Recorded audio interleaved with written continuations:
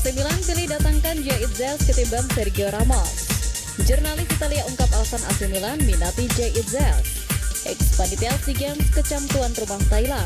Pelatih asal Vietnam unggulkan timnas Indonesia U22 ketimbang Thailand dan Malaysia. Assalamualaikum warahmatullahi wabarakatuh. Salam olahraga. Jadi kembali lagi saya mereaksi channel YouTube Garuda Space dan Garuda Space mengabarkan ke kita yang salah satunya adalah ex-panitia SEA Games kecam panitia Thailand ya. Yang kedua, pelatih asal Vietnam unggulkan timnas U22 Indonesia. Selanjutnya AC Milan pilih datangkan Jay Itzels ketimbang Sergio Ramos, dan yang terakhir jurnalis Italia ungkap alasan AC Milan minat datangkan Jay Itzels. Coba kita saksikan bersama ya. Kesiapan Thailand sebagai tuan rumah SEA Games 2025 kembali mendapatkan sorotan tajam dan kritik pedas. Kali ini kritikan tersebut tidak datang dari negara peserta, melainkan dari pihak yang sangat memahami seluk-beluk penyelenggara acara tersebut, yaitu mantan panitia penyelenggara SEA Games edisi sebelumnya. Seperti yang diketahui, sejumlah insiden memalukan terjadi dalam cabang olahraga sepak bola dan futsal di SEA Games 2025 di Thailand.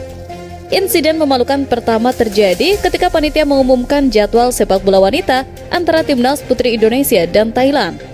Alih-alih menampilkan bendera Indonesia dan Thailand, panitia justru memasang bendera Laos dan Vietnam.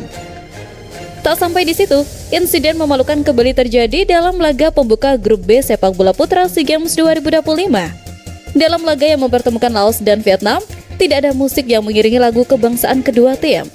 Alhasil, momen canggung terjadi ketika para pemain harus menyanyikan lagu kebangsaan mereka tanpa diiringi musik. Tak hanya itu, sistem pencahayaan Stadion Raja Mangala juga mengalami kerusakan saat Thailand bersua Timor Leste di laga grup A.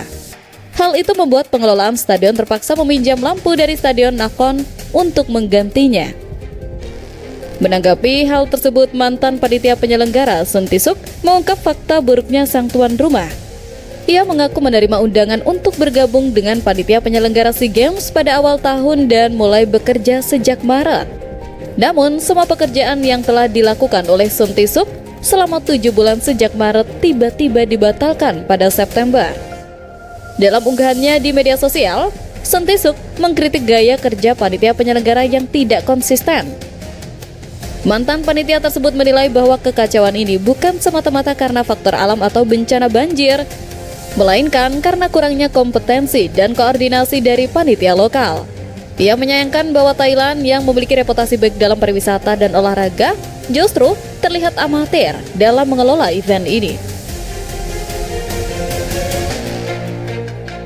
Skuad Garuda Muda tak henti-hentinya mendapatkan sorotan jelang berjuang mempertahankan emas SEA Games 2025. Salah satunya datang dari mantan pelatih Vietnam U23, Hoang Anh Tuan, yang menyebut Ivar Jenner dan kawan-kawan sebagai ancaman terbesar dalam perebutan medali emas, bahkan melebihi tuan rumah Thailand.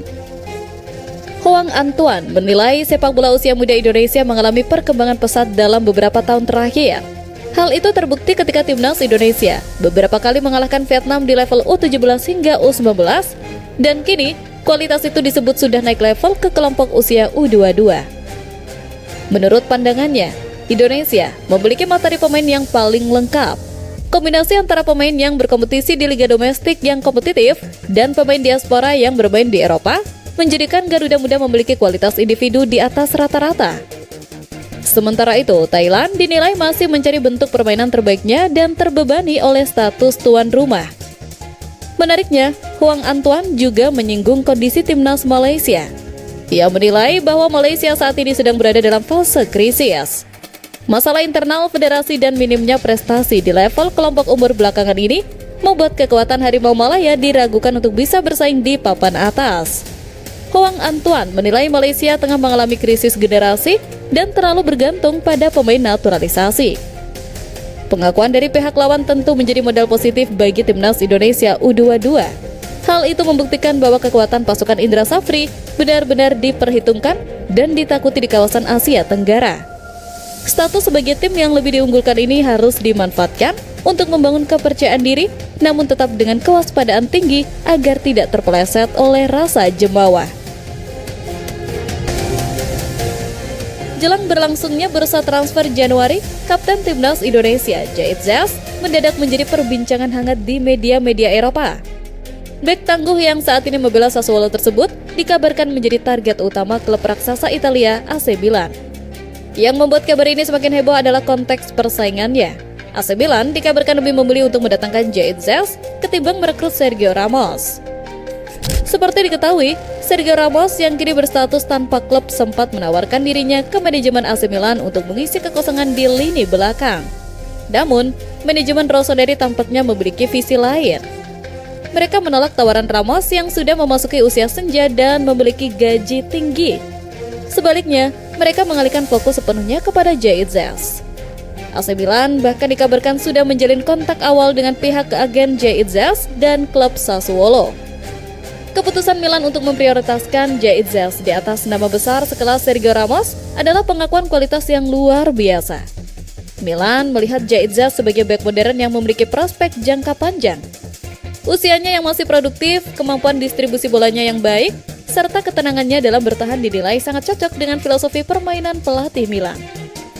Sebelumnya, Djait Zhas ditebus Sassuolo dari Venezia dengan harga transfer senilai 8 juta euro atau sekitar 151 miliar. Bukan tidak mungkin harga transfer Djait Zhas ke AC Milan akan melambung lebih tinggi.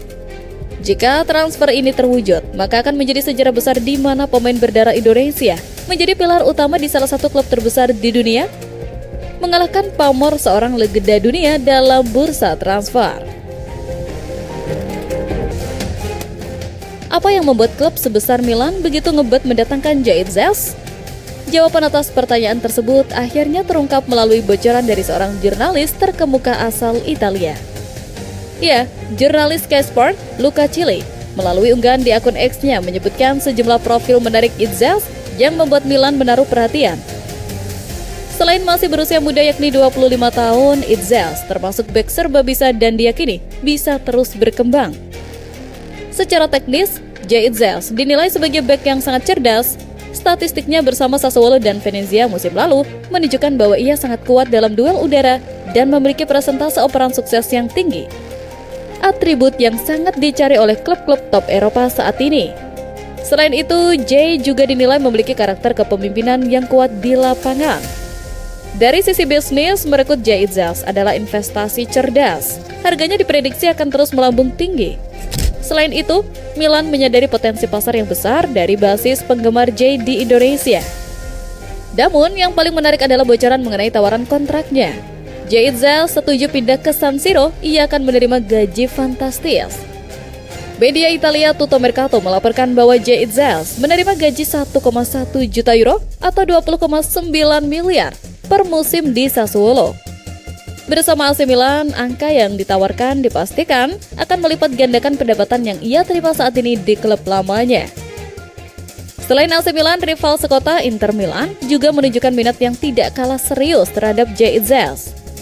Nerazzurri mengincar Djait Zhas sebagai opsi pengganti jangka panjang untuk dua bek senior mereka, Stefan de Vrij dan Francesco Acerbi. Bagi Djait Zhas, ini adalah kesempatan emas seumur hidup. Bermain di Liga Champions dengan bayaran fantastis adalah puncak karir yang diimpikan setiap pemain. Kini, bola ada di tangan Djait dan Sassuolo. Apakah kesepakatan besar ini akan segera terwujud di bursa transfer mendatang? Oke, itu saja untuk video saya saat ini. Nantikan video saya selanjutnya. Sampai jumpa.